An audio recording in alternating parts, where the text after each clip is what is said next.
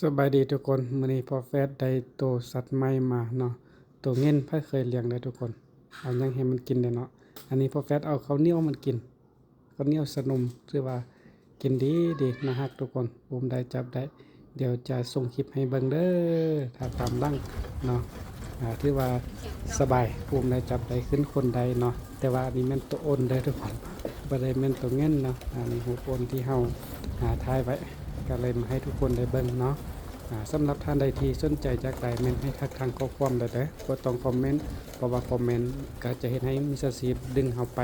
สุดท้ายก็เสียเงินหลายนะก่อนที่จะซื้อโอนซื้อหยังก็ตามให้วิดีโอคอลเบิ่งโดยตรงหากว่าบ่แม่นหน้าพ่อแฟดน้อยหรือว่าแม่แฟดน้อยแล้วแม่นบ่ให้โอนเงินหรือว่าบ่ขึ้นชื่อ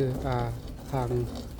ฟาร์มเฮาแม่นบ่ให้โอนเงินได้สำหรับเกี่ยวกับการซื้อโอนเนาะทุกกรณีเลยแหละเพราะว่ามิจฉาชีพมันเวลาโทรหามันจะมักปฏิเสธว่าบ่สะดวกให้เบิ่งหน้าพ่อแฟดน้อยกับแม่แฟดน้อยล่ะสะดวกให้เบิ่งหน้าตลอดเวลาเนาะโทรมาตอนใดก็ได้โทรมาเรียกเอาสำหรับการซื้อโอนเนาะจะบ่มีรูปส่งให้เนาะทักทางข้อความอย่างเดียวเด้อทุกคนบ่ต้องคอมเมนต์นะอย่ามิจฉาชีพดึงเฮาไปได้